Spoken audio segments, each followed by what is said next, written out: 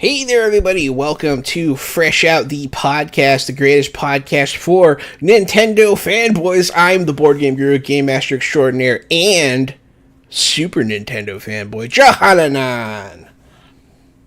And I'm the professional media and movie mastermind, the Funhouse, Drew Munhausen. And, Jahan, we do have some breaking news, though. What? Other than the Switch 2. The teaser trailer for Five Nights at Freddy's 2 just dropped on the interwebs. God, they picked a really bad time for that, because no one cares about anything other than the Switch 2 right now.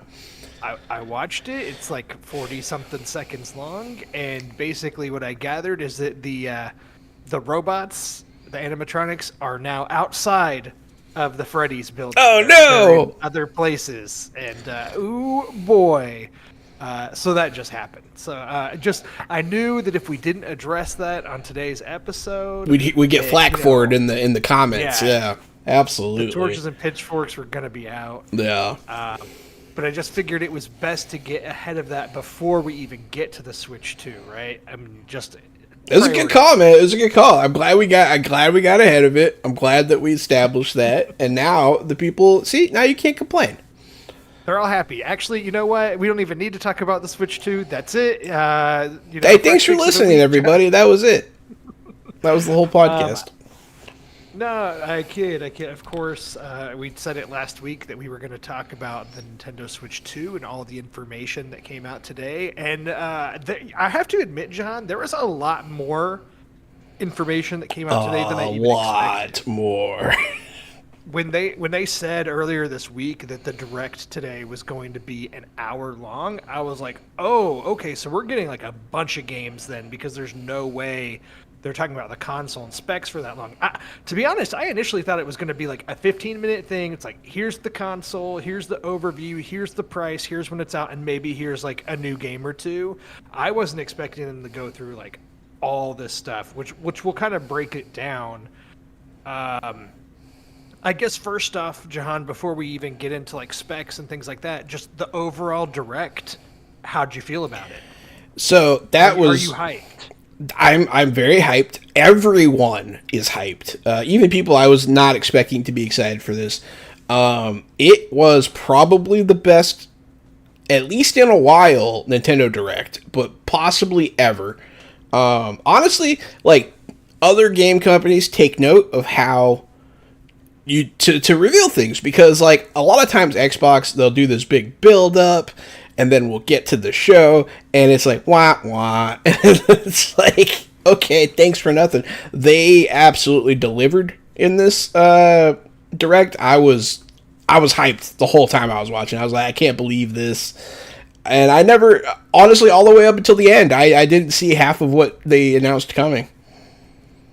So I would say I'm with you. I'm overall very pumped, very hyped. They didn't even start off with the console reveal. They started off with Mario Kart, which I thought was bold. Because I think that it kind of goes to what we talked about from the reveal that happened a while back. It's like, okay, it's the Switch 2. Like, it looks like the Switch 1. It's a little bit bigger. The specs are better. I think we kind of expected that. So it's like we said last week, we were really more looking forward to the games. And I feel like they delivered that in spades today, which is great. And it shows that they are listening. I think they were self-aware in what they were doing. So first, let's get through some of these key details, though. The console will be released on June 5th of this year. It will cost $449.99 US. Or $500 if you get it bundled with Mario Kart World. Correct. It comes with a digital code for the game if you buy that bundle. Pre-orders go live a week from today as we're recording this on April 9th. Jahan, are you going to be trying to pre-order? So, there is something you can do through the Nintendo Store now where you can sign up to be notified and have a place in line so that you can go through the pre-order process. And I've already signed up for that because Robert sent me the link. And I did not know that. I will sign up. Check it out, man. Live while we're doing this show. Yeah, it was like on Nintendo.com. I don't know. I might have to find the link for you, but it's honestly, I feel bad I didn't tell you. But hey, Yeah, it's available. There are two prerequisites, I think, to being able to do it this way. One, you have to have been a 12-month paid membership of Nintendo Switch Online. I am that. You've had to have been doing that for at least a year, and you have to have at least 50 total gameplay hours as of April 2nd. So that's not too hard to reach. Ever?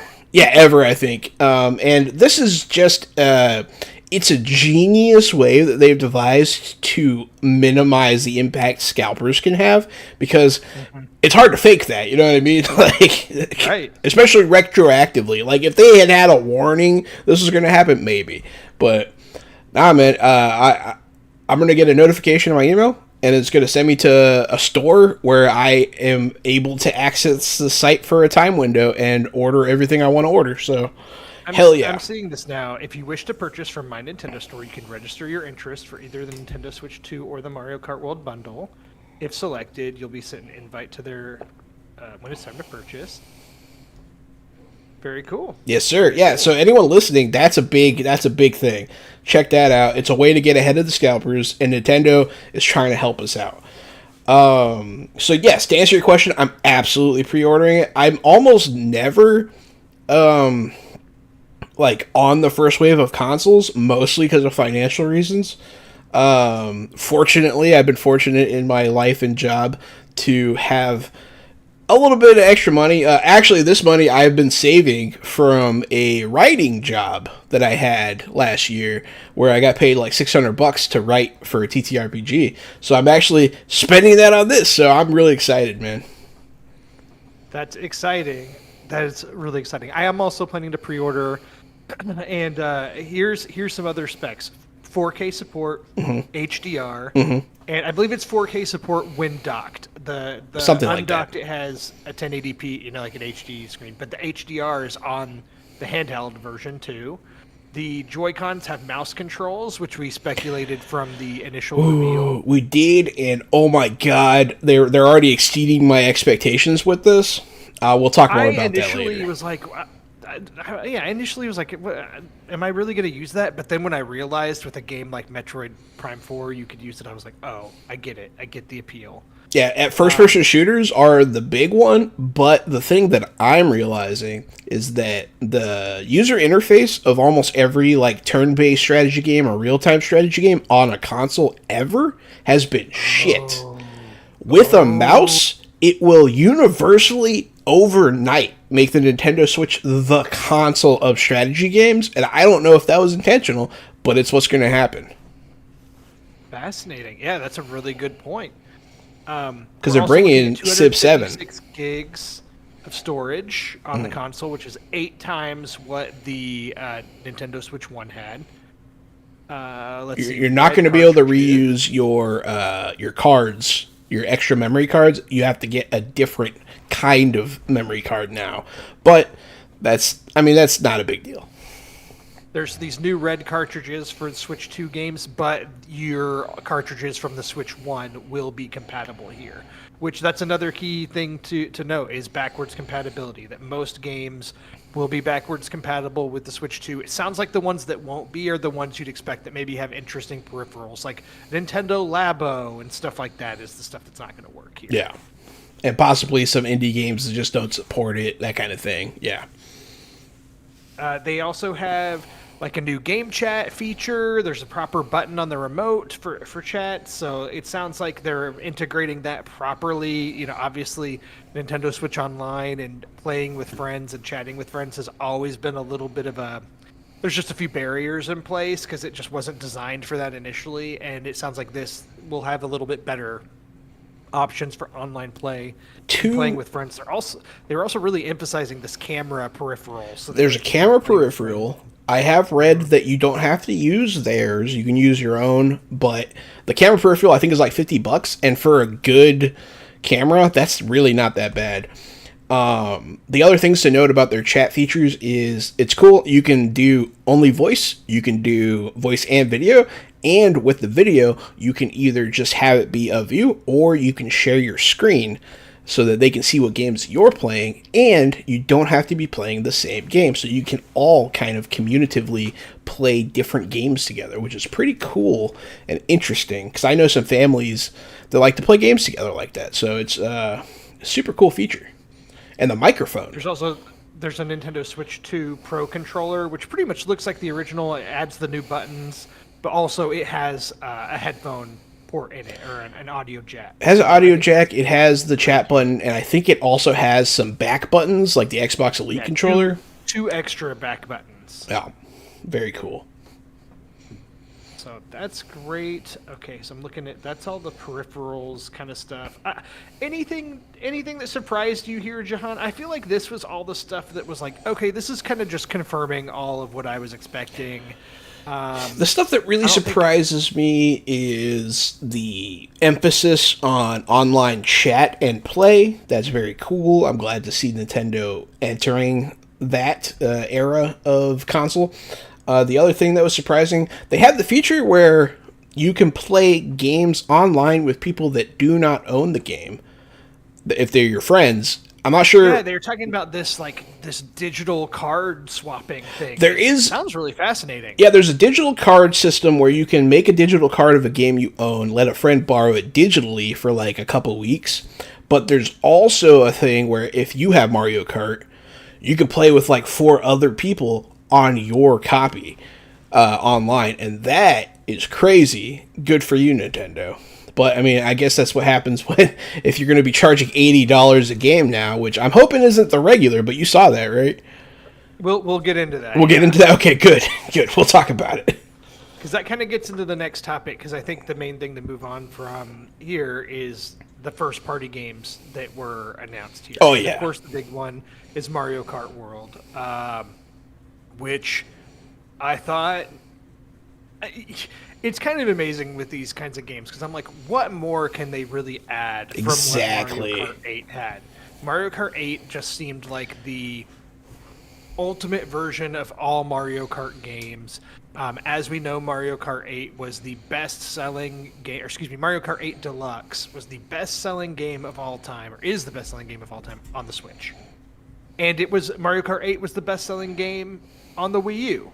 So to launch this new console with the Mario Kart game is huge, and seeing all the new things that they're adding to it, I'm like, oh yeah, this is worth it. We're seeing 24-player races. We're seeing 24-player races grinding on rails is nuts. Running, this open world and driving from track to track, like all kinds of things. I was like, oh dang, this is the ultimate version of Mario Kart. Forget Mario Kart 8. It's like, it's all here. Yeah, I saw someone saying it was like Forza Horizons for Mario Kart, and it's an open world Mario Kart game where you have the races and you can drive around scenically with your friends and just have fun. I don't know what other stuff you're going to be able to do while you're driving around, but it just seems really cool. I don't know, man. I was in the same boat. I was like, what could they do? And then they showed Mario Kart World and blew my expectations out of the water. This game looks insane. Yeah, when the name was revealed, I was like, of course. Of course.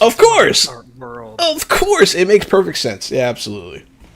Cars, motorcycles, boats, snowmobiles, planes, grinding, wall riding, cows. We saw a cow. The rail grinding tripped me out, dude. I was like, that's cool. They talked about some new modes, like competitive modes, the knockout tour, things like that. But yeah, so this kind of now gets into what you alluded to earlier, is that the price of this game was revealed to be $79.99, which set off a lot of different thoughts in my head. How about you, Jahan? What are your initial reactions to this? So, yeah, my initial reactions aren't great. I don't think that now is a great time to be price gouging poor video gamers, but hey, like, if you get it bundled with the Switch, it's only $50, so that's cool. My thing is, like, I'm wondering if this is like an economic situation with the tariffs and all this other stuff. I wondered that too, because like I'm pretty sure tariffs can definitely impact digital content and stuff like that. So it's just You know, like, how mad can I be? I'm not sure if it's their fault. On the other hand, prices for games have been $60 for a long time, and we knew this was coming. 80 seems a little high for me, but yeah. So Switch games historically were $59.99 at launch. There Yeah. was one game that did go up to $69.99 to the which is what we're seeing traditionally, and that was Legend of Zelda: Tears of the Kingdom. They charged $70 for that game. I think it's the only Nintendo produced Switch game that was retailing for $70.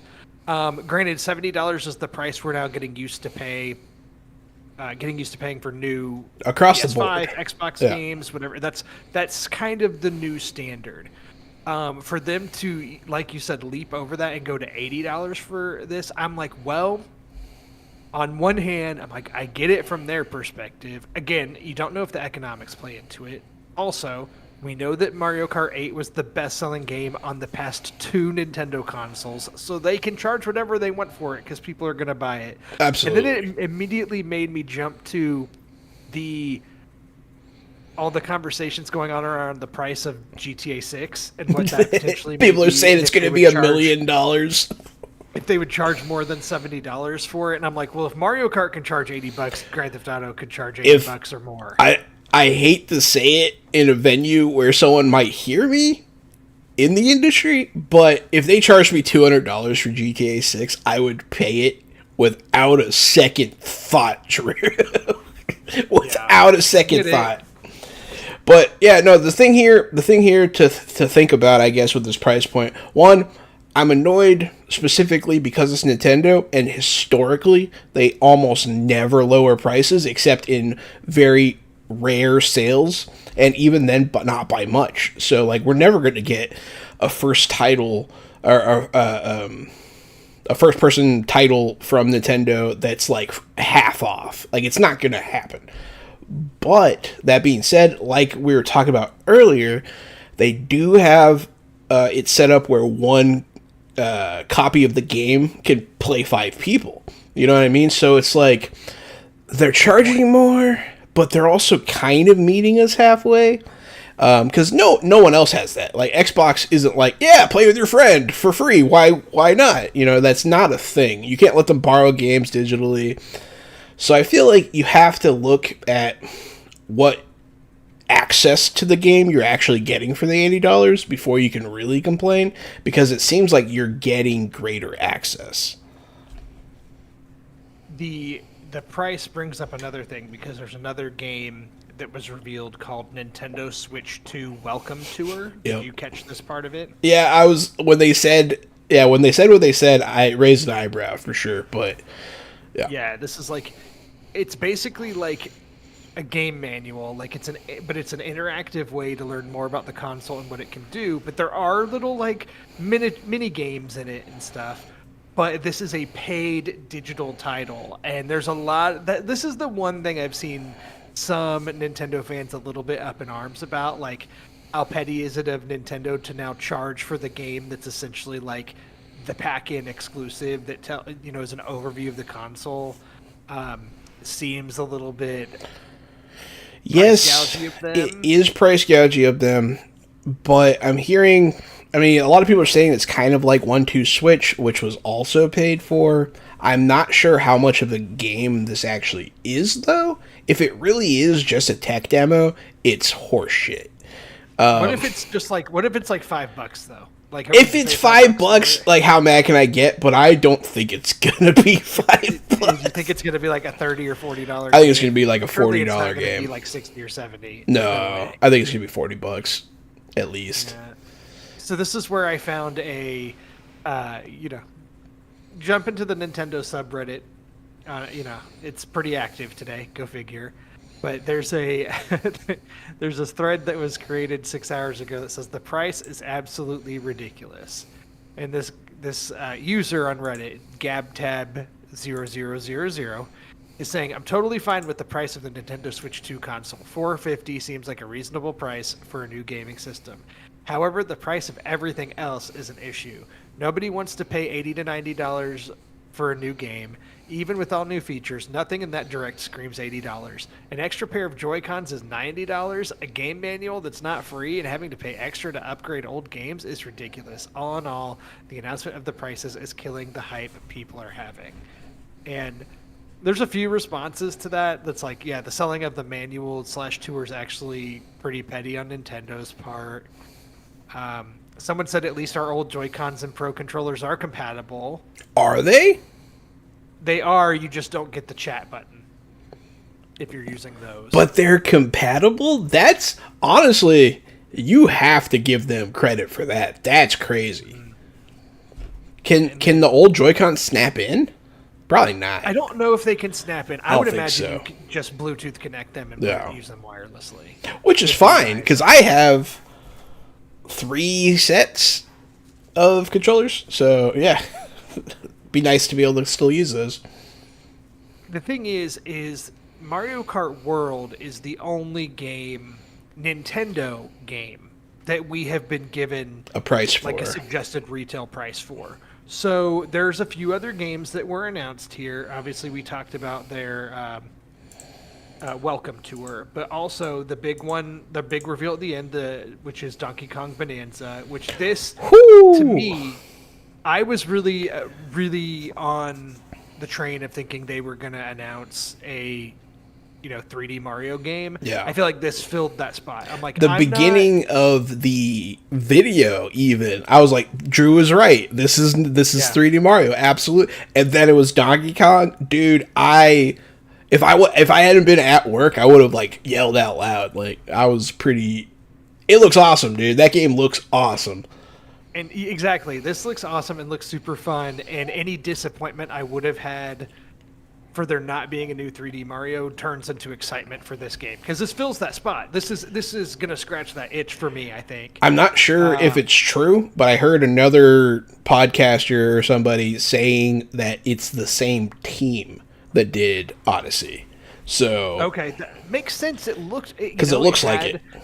It has a graphical style that's similar. It has just some really cool features and mechanics that seem to be inspired by some of the really cool platform mechanics that were in Odyssey. So I believe that. But like this one does not have a price. We have a release date, July 17th. So to me, I was like, oh, is this going to be a day one game? But it just comes out a little bit more than a month after the console. I'm like, great, give me a month to just really live with Mario Kart, and then I can play Donkey Kong. I'm totally fine with that. Yeah, they stagger their releases. I think it's smart. It's because that's one that's going to, like you said, it's going to fill a need on this console immediately, and I'm sure it's going to sell like crazy.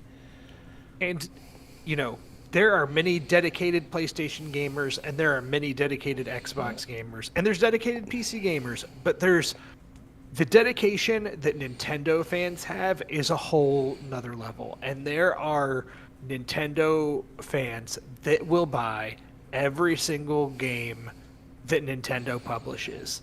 And so now you're allowing these people to have room to breathe, like you said. Like they're not going to cannibalize themselves by like, oh, do I buy one or the other? No, like get Mario Kart, and then a month and a half later you can play Donkey Kong, and then presumably another month and a half or more you get Metroid Prime 4 or Pokemon Z to A, which are games that have already been announced for the Switch but are now confirmed as being having Switch 2 versions. So I'm excited because I'm like, man, I'm going to play Metroid Prime 4 on my Switch 2, and I'm going to play Pokemon Z to A. There's a bunch of other games like Zelda, Breath of the Wild, and Tears of the Kingdom. They're saying there's going to have upgraded versions. I'm hearing things about if you have the online store, you'll get them for free. But either way, there's you can actually pay for the upgrade, so you don't have to buy the game again, which I think is pretty cool. Because they're increasing functionality with a lot of the new hardware stuff that you can do. So pretty cool there. The other thing that was sick, they're bringing a lot of other games that the Switch could never run. The Switch 2 apparently can. We're talking Elden Ring, which is nuts. We're talking Cyberpunk is supposedly coming, which that's huge. That's a big one. And then speaking of Elden Ring, From Software, the creators, the publishing company that makes Elden Ring and all the Dark Souls games and all that stuff, making an exclusive Nintendo Switch title called Duskblood. And that one really set off a lot of noise on the internet. People are tripping out about that one. That's a big balls move by Nintendo, man. It looked really cool. The Duskbloods, it was like this vampire-esque From Software game. I thought it looked really cool. It looks super cool, and like From Software, those fans, those are some diehard fans. I know several of them. My younger brother's one of them that's obsessed with everything from them. They're gonna have to buy a Switch too if they want to play that game, and that's crazy to me. Yeah, there's a lot of games that have just recently come out on, current gen Xbox One X or PS5, like Final Fantasy VII Remake Intergrade, Street Fighter 6 Split Fiction, which just came out. Like, all these games are now confirmed. NBA 2K, WWE 2K, tons of third-party support. Borderlands 4 is gonna, is gonna launch on the Switch 2 as well. Tony Hawk's Pro Skater 3 and 4. I mean, just like it really now feels like it's going to be on par. There's not going to be these games skipping the Switch. Cool. It's kind of crazy that they're like inserting themselves back into this console race this way. I think good for them, man. This hardware is solid, dude. I've heard some people Hades 2, on a handheld, you can do that now. Hades 2. I played Hades 1 on the Switch. I'm excited to play Hades 2 on the Switch too. The other one of my favorite games to play on the Switch, because it was so easy to pick up and put down, Enter the Gungeon, which was a bullet hell roguelike game that was super fun and funny and amazing. They're coming out with a sequel, finally. Well, they had a sequel that was called Exit the Gungeon, but that was like a Castlevania style, like side-scrolling game. This one is back to the top-down, but now with 3D graphics. It's Enter the Gungeon 2, and it looks really good, man. There's a few other like things that kind of snuck in there that were exciting.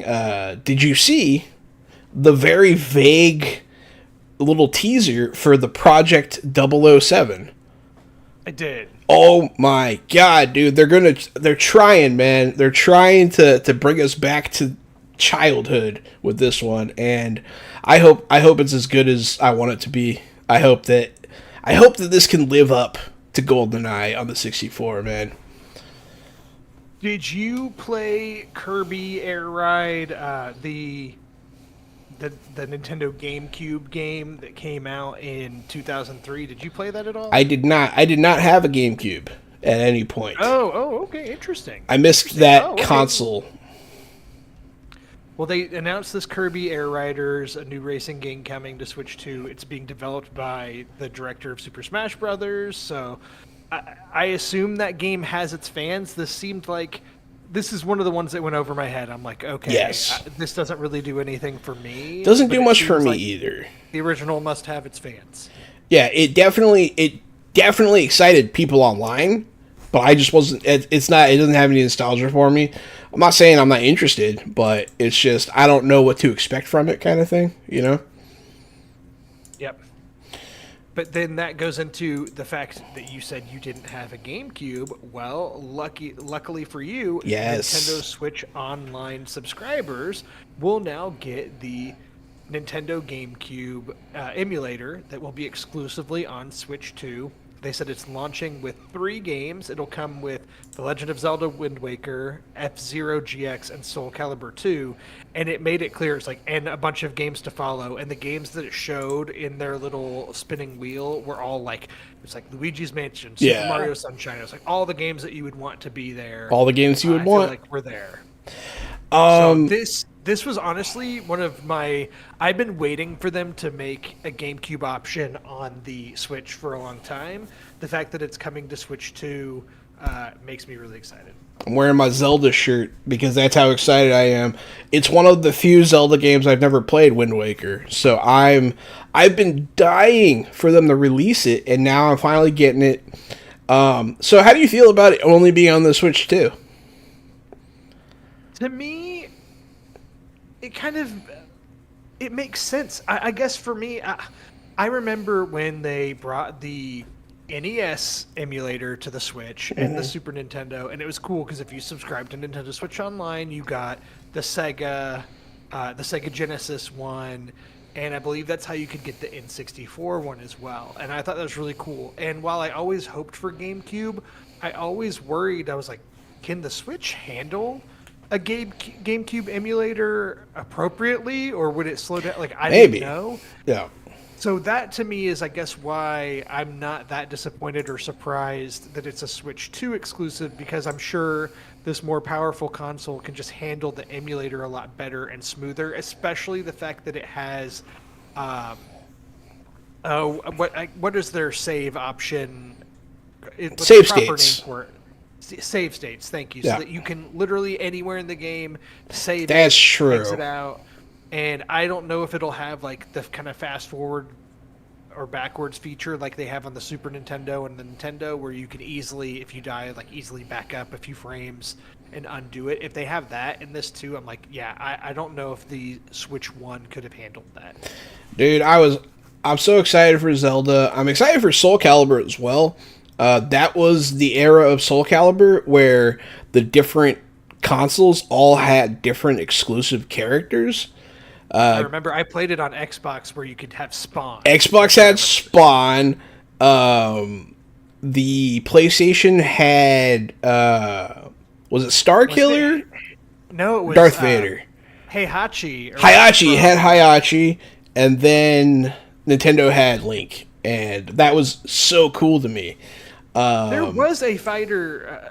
If it was a future Soul Calibur game where you could play as, Yeah, it was a different Soul you're Cal. right, you're onto something here. Yeah, there was a different Soul Cal where you could play. I think Xbox had Darth Vader, and then PlayStation had Yoda in a later iteration. Yeah, that's right.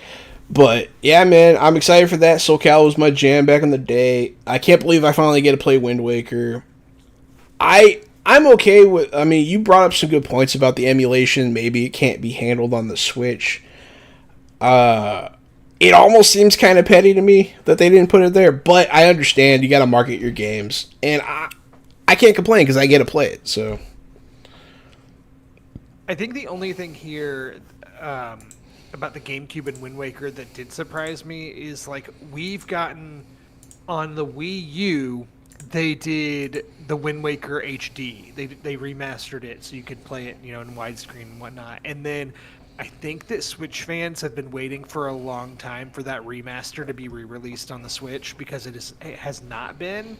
And so now you have Wind Waker available in its original capacity through the GameCube emulator, but it's like there was an HD remaster that now you just can't play. Like, I feel like it's kind of lost to oblivion unless you have a Wii U still sitting around. So Yeah. it's really interesting that hasn't been re-released, and the fact that it's on this GameCube emulator kind of seems to squash any thoughts that it might be coming to. it does. I'm choosing to look on the bright side with Wind Waker on the Switch 2. It means that you can play almost every single Zelda game ever released on one console. Almost. I think it's missing one or two, but What are we missing? Twilight Princess? I don't think there's Twilight Princess on the Switch yet. We have Skyward Sword. We have I played it on Switch. I think we were doing the podcast at that time. I remember talking about it. we have a lot of the GameCube or the Game Boy and Game Boy Advance one-offs available. Yeah. I think it's just missing a couple of the smaller games, but yeah, it's pretty exciting just to be able to play them all in one spot. Yeah, that's a really good point. Yeah. But If you want to go play the Minish Cap, you can do that. is that on Switch? I have it on. I think it's on Game Boy Advance or something. I still have it for my DS or something. somewhere. But yeah, a lot of hype was going on about, they're going to be releasing big title games like you were saying, day one, like Borderlands 4 is coming, I believe you mentioned. There's some other really cool ones, like Final Fantasy VII Remaster's coming. Some other...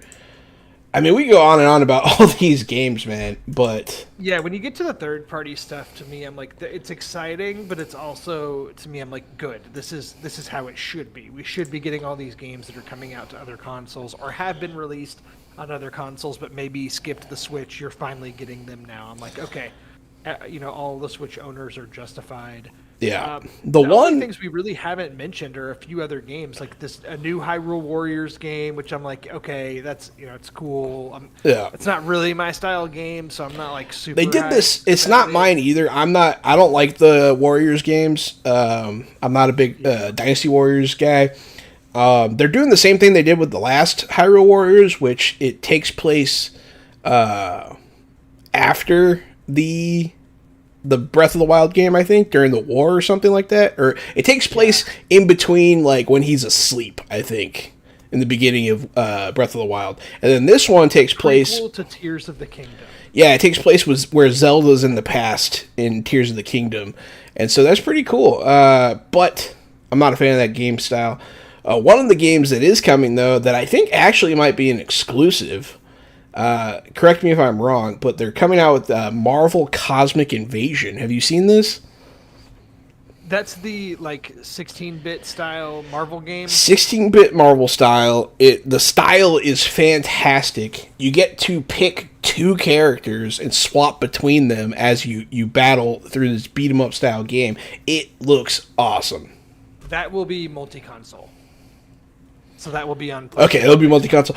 It's the kind of game I want to play on the Switch, so maybe that's what happened in my brain. But yeah, dude, that's another good one. Yeah. I've been wanting to talk about that one. That's why I brought it up. But, yeah, man. What else we got to talk about here? We covered a lot of it. I think for me, yeah, we've covered, there's, Kirby and the Forgotten Land. They're coming out with an upgraded Switch 2 version, Super Mario Party Jamboree. We mentioned Pokemon Legends DNA and Metroid Prime 4 getting Switch 2 versions. I feel like it's just a lot of games that you're excited for are coming to the Switch 2, even if they'd previously been announced for the Switch 1. The new games that they showed look really cool. And then there's the console information itself. We didn't really dig into this too much. Were you surprised at all by the $450 price point of the console? I know that there's the $500 version with Mario Kart, but for the $450 base version, did that surprise you? Did you have any thoughts there? I mean, not really. I mean, the Switch was what, $350? Something like that. Did the Switch launch for $350? I can't even remember. I feel like I got it for $300, but you might be right. It might have been $300. I don't know. It is quite. It's pretty expensive. You know what I mean?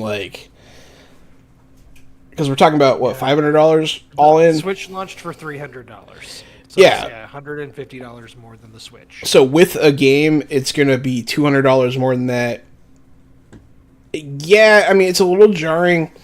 I'm not surprised because everything's just getting more expensive, but I wish that they could hold off a little bit. I wish they could help because, I can afford it right now because I'm lucky, right? I'm fortunate in my life, but a lot of people aren't, half the government just got laid off. I want them to be able to play the Switch. They need it right now, and it's just a lot of money, man. It is a lot of money. If I was a betting man, I probably would have bet it was going to launch at $399. I really thought it was going to be $400, so $450 surprised me a little bit, especially when you consider, when the PlayStation 5 launched, it was $499 for the version with the disc drive, but the discless version of the console launched for $400. The Xbox, you had the Xbox Series X, which was $500, but the Xbox Series S, which you mean that right there behind me? That's indeed, which is probably more on par power-wise with what the Switch 2 will be doing, I assume. It's so the fact that the PS5 discless version and the Xbox Series S both launched for cheaper than the Switch 2 is a little bit surprising, especially considering it's like this is Nintendo's long-awaited step up to be more on par with where the current gen consoles are. Yeah. So to price it more than base versions of the consoles that are more powerful is a little bit surprising to me, but also not, because it's Nintendo. And it's a little bit surprising, but you got to pay for the Nintendo console if you want to play the Nintendo games. You do. If we really break it down, I mean, the Switch 2 is almost on par with the modern consoles.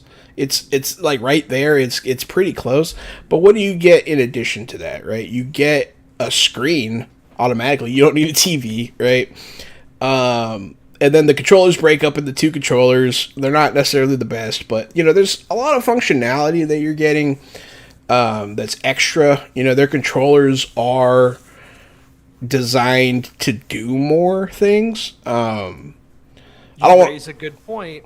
And I paid an additional $200 on top of my PS5 for a remote play device, so I could play my PlayStation 5 remotely in a handheld stick. Exactly. With the Nintendo Switch 2, that's built into the console. In order for you to do what the Nintendo Switch 2 can do on your PlayStation 5, you spent $750. So yeah, true. There's a little bit to look at in that regard, but it's still a lot of money. I think it's worth the price point, personally. And I'm definitely going to be buying it. Do too. I do too, in my heart. I do. But like, as someone who knows like what's going on around us, and with people we know that might be struggling financially, that would love a Switch, and then just people, everyday people that just don't make enough money. Like, it's hard to see anything cost this much, but at the end of the day, I do understand. It doesn't seem unfair. It's just a lot. The only thing that stinks about it too is like Nintendo is not one to do price drops the same way other consoles do. Ever, man. Ever. What I mean? Like if you want to buy a Nintendo Switch now, it's still in the realm of like $300. Or they had the OLED version, which I think launched for $350. So it's like, yeah, like Nintendo, it's a pro and con to Nintendo. Their stuff stays pricey, but also their value doesn't decrease as much. Like if you go to GameStop, for example, and go sell your old Switch games, you get way more value for them in resale than you do for any other console's games. They are currently offering... There's always a demand. They're currently offering $175 for... I'm not sure if it's the OLED or the original Switch, but they're offering $175 towards a Switch 2 at GameStop, so... You're not wrong. That's smart on their part. I'll probably keep mine, especially because now I have a 5-year-old, and I'm like, it can kind of be hers in the future if she ever shows interest in it. Yeah, I can't wait to give my Switch to my baby. It'll be great. Watch him drool all over it. That's one of the things that excites me about the Switch 2 launching with a Mario Kart game, and to me justifies the purchase too, is like, man, what a good intro. Dude. She's shown a little bit of interest in games when I'm playing and wants to play, but she does quickly get frustrated, whatever. But like, I mean, Mario Kart was a huge game. The 64 version was like a huge entry game for me in what would become my love for video games. And my first one was the Super NES Mario Kart, and then on the 64, mind blown. Dude, I shit you not, I said this exact same thing to Jenny today about our son. I said, well, it looks like this is going to be the Mario Kart that Rohan plays for the first time. And so, like, I was thinking the same thing, man. Like, that's the other thing, man. Nintendo, like, as corny as it sounds and as kind of kiss-assy as it sounds, like, it is the ultimate family console. You know what I mean? Like, yep. As parents and stuff, like, I can't wait to have the Switch 2 and like play with my kid. You know what I mean? It's my fondest memories as a child pretty much are Nintendo related. So, Oh, yeah. I mean, you bring up a great point. When I got a Nintendo 64 for Christmas, whatever year it was, like 97-ish. Lost my mind. Oh, same. And I got Mario Kart with it. We plugged it. We hooked up the Nintendo 64 to like the main TV in the living room. And there were legit several nights of me and one of my sisters and both my parents pulling up the chairs from the kitchen table in front of the TV and all four of us playing Mario Kart together. Hell yeah. And like that's an experience that we had then, you all sat next to each other with your wired controllers and we all played. So that was a huge demand when I got that console. It's like, we need more controllers. We need this, we need that, because we all wanted to play it, and we did. And we got lots of family fun out of it. And I've never had any experience like that with a game console since, with the exception of 16-player LAN parties playing Halo is probably the next closest I came to an experience like that, except we were,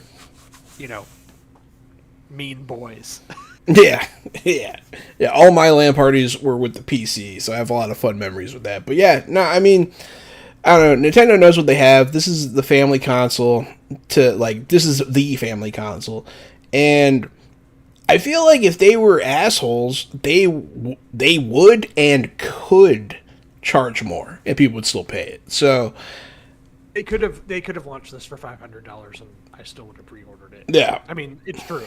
It really is. Yeah, and they didn't, and I appreciate that. I feel like I don't think that they're deliberately trying to price gouge anybody. It doesn't seem.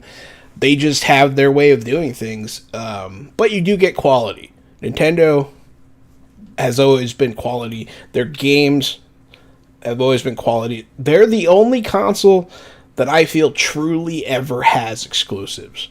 Because, even PlayStation games come to PC. You know what I mean?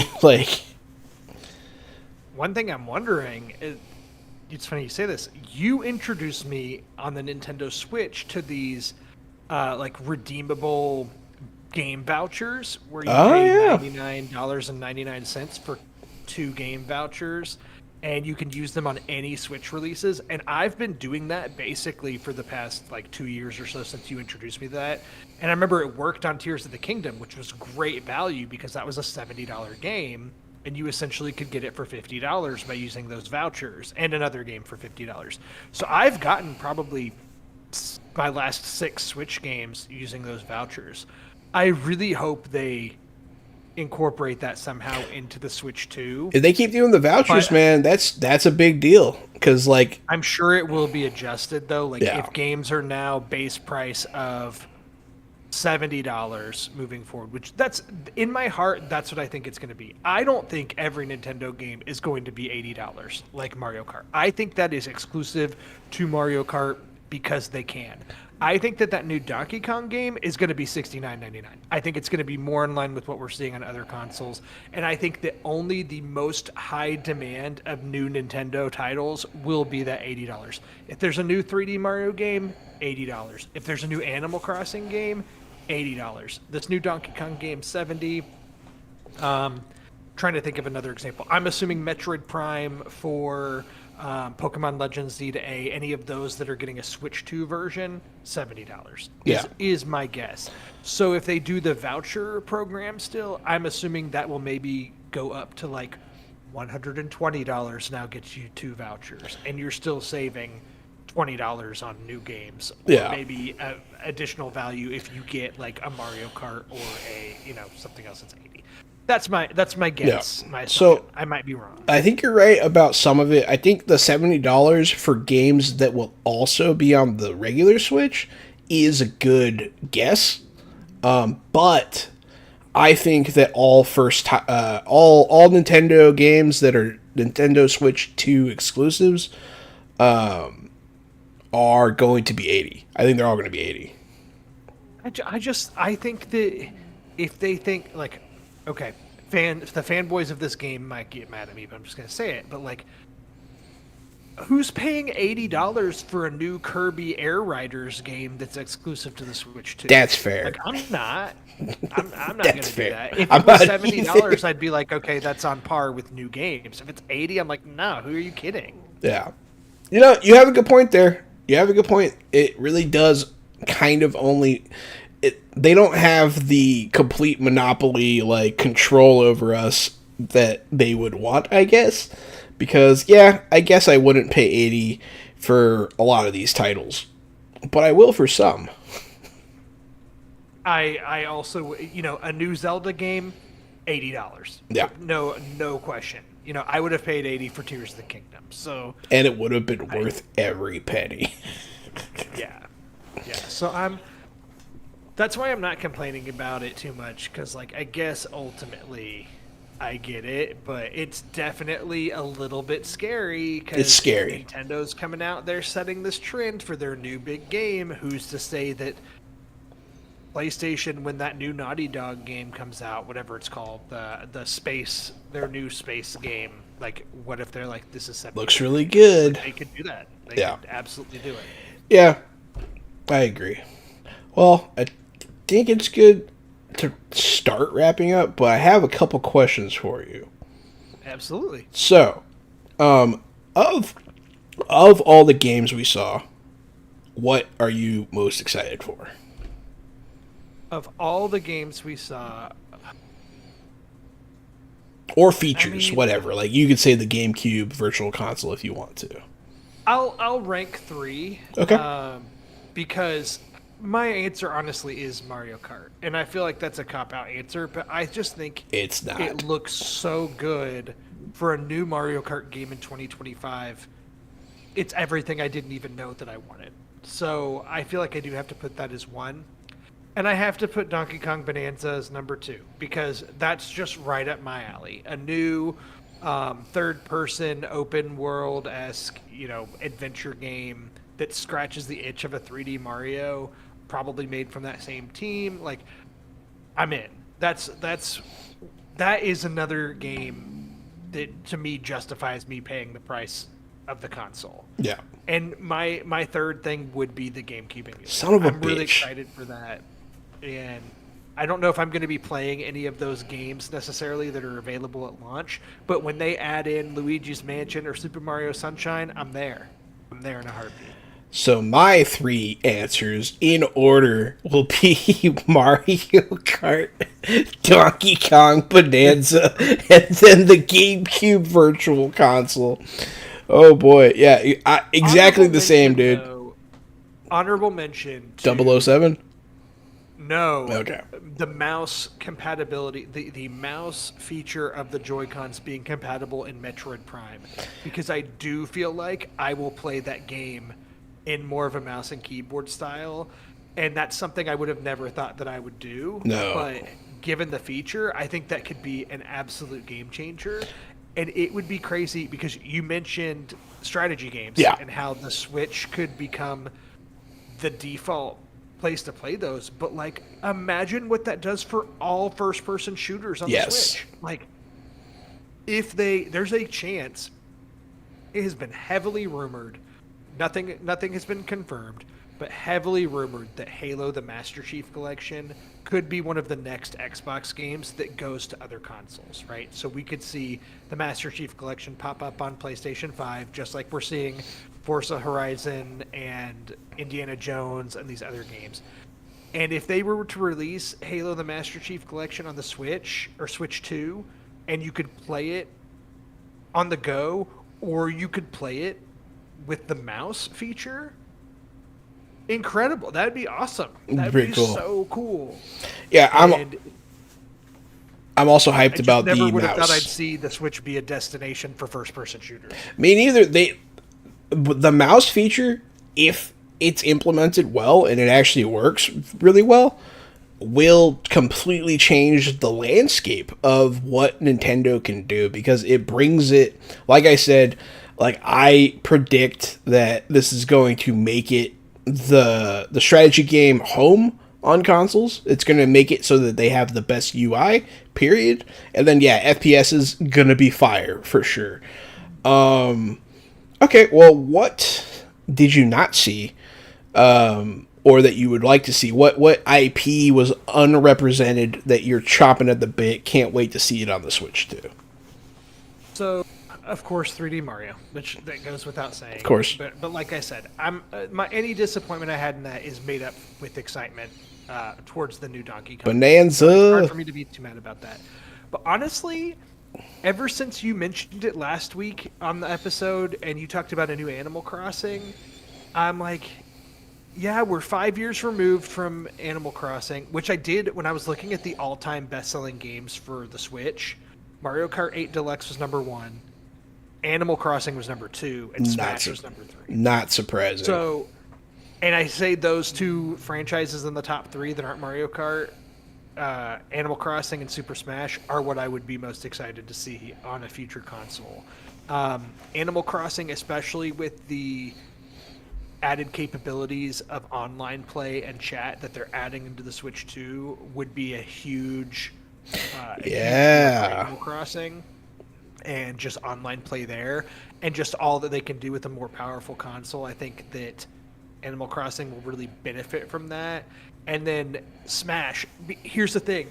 I feel the same way about Super Smash Brothers that's on the Switch as I did about Mario Kart 8 Deluxe. It's like, this is the ultimate version of Super Smash Brothers. Like, how can you ever... It's called Ultimate. Right, exactly. Like, how can you ever top Super Smash Brothers Ultimate? Ultimate's in the name, has every character that's ever been in a Smash game, has every map, has all this stuff. Like, this is it. But if they can somehow find a way to top Super Smash Brothers Ultimate the way that they're doing with Mario Kart World, kind of topping Super Smash seemingly Brothers topping World. already, Yeah. yeah, like, I'm like, man, the possibilities are endless. You leave it to Nintendo to figure out ways to top themselves, and a new Animal Crossing and a new Super Smash on the Switch 2 in the future, which I think are inevitable. Definitely. Yeah. I think will be huge and be $100 games that I will pay for. Yeah, I mean, same. Those are both really good picks. Absolutely. I'm really looking forward to, as someone who's excited for the strategy game aspect of this, very excited to see Fire Emblem coming to the Switch too. Oh, that's a great point. And being able to use the mouse compatibility for that would be incredible. Be really fun. Absolutely. I'm really excited for that. And then, obviously, even more goes without saying than 3D Mario. Can't wait to see what Zelda game we get on the Switch too. Yeah. So, course. all in all, Tears man, of the Kingdom just still seems so fresh. So It it feels is. like any new Zelda would be so far out. dude, so hard it's to even at get least excited for it. 5 years, maybe 10. We'll see. I'm gonna be in my 40s the next time a new 3D Zelda game comes out, probably. Yep, yeah, we'll both be in our 40s when that happens, probably. I will Oh, say it's like a lot of times when new consoles come out, they have some new peripheral or new feature that they tout with it that, like, sometimes they end up getting dropped or ignored or so on. And I remember the PlayStation 3, the DualShock 3 had like the weird haptics, like you could move your controller around and it would do certain things, and like some games integrated that in, but not very many. But they're getting a lot better with these things, right? Like, the haptic feedback in the PS5 controller is worth the hype. And when you play PS5 games with that feature, it's incredible. And so when you play games on your PS5 that don't utilize it, it's noticeable because you're like, man, I really enjoyed playing, Horizon Forbidden West, or whatever it is with that. So that's a feature for the PS5 that I'm like, every game should incorporate this. That's how I feel about the mouse compatibility with the Joy-Cons for the Switch 2. I'm like, let this be a feature that they truly do take advantage of, because the more that I think about the games that could benefit from this, it really could be a game changer. There is some mouse and keyboard support with games on the Xbox, but it just depends. And so I just hope that this is not a feature that gets used for like Metroid Prime and a few things and then forgotten. Because if they keep it up, it could be great. they do already have it working in a game that seems kind of like you're saying, like with the gimmick, the wheelchair basketball game. Did you see that? Yes, Where you can use them two and, mouse, and you kind of control your wheelchair. I thought that was really started interesting. doing the motions. As Yeah, me people too. that are listening to the podcast could see what I'm doing, but I was doing the motion. They use two controllers in the mouse mode to operate a wheelchair and play wheelchair basketball 3v3. And so, yeah, I mean, I'm always hoping they utilize these things as well. What I would really like to see is more light gun sort of capability because I really like those games. Yeah. But hey, we'll see. But all in all, Nintendo Switch reveal, Switch 2, a huge success in my opinion. What do you say, Drew? I'd say overall a huge success. I think that the people that are complaining about prices and things are kind of a vocal minority, and I do feel their pain, but ultimately I feel like it's positivity that's radiating from this. And to be honest, a couple months ago I would have been like, they're going to have to show me something really cool to get me to pre-order the Switch 2. They did it. I'm pre-ordering it. Like, I want this console on day one. Same. Yeah, so we're both all in. 2 months from now, we could be playing it. Like, that's nuts. It is. It's so close. I'm excited. And then we'll talk about it on the podcast. We sure will. So, hey, everybody at home, thank you for listening to Fresh Out the Podcast. Do I want to do... Do you want to do any kind of, like, a fresh pick or anything? Like, do you have any... I know we didn't talk about movies and TV. We didn't. Like, normal, but do you have something that you would list as a fresh pick for this week? Fresh pick for this week. Come back to me. You have something? I do, but it's not fully original. I'm just still so on board. White Lotus. White Lotus. It is absolutely my fresh pick of the week. We just had the 7th episode, the penultimate episode, so gearing up for the season finale on Sunday, and I've just been totally into this season and excited to see how they decide to end it. So the White Lotus is my fresh pick of the week. Yeah, mine will just be the continuation of the Walking Dead marathon that me and Jenny are watching. We're starting to get worried that the baby's watching too much of it, and he seems to enjoy a lot when people get eaten by zombies. And so it's like kind of worrying, but also adorable. So that's my fresh pick. That's hilarious. Oh, sorry. Is that? Are we good to go? How you feeling? We're good to go. We're good to go. No, I understand completely. Thanks everyone for watching, listening, and being here. Fresh Out the Podcast, episode something. Drew will tell you. This is a good podcast. I'm Jahan, and I'm the board game guru, game master extraordinaire. Come on over to Fresh Out the Box and watch me run TTRPGs and talk about them with Gary and other people. I am the professional media and movie mastermind, the Funhouse Drew Munhausen. This has been episode 147 of Fresh Out the Podcast. We'll catch you next week, potentially on 148. I think I'm going to try and see the Minecraft movie. Oh, it kind of looks good. I'm not going to lie. Thanks everyone for watching. Stay fresh.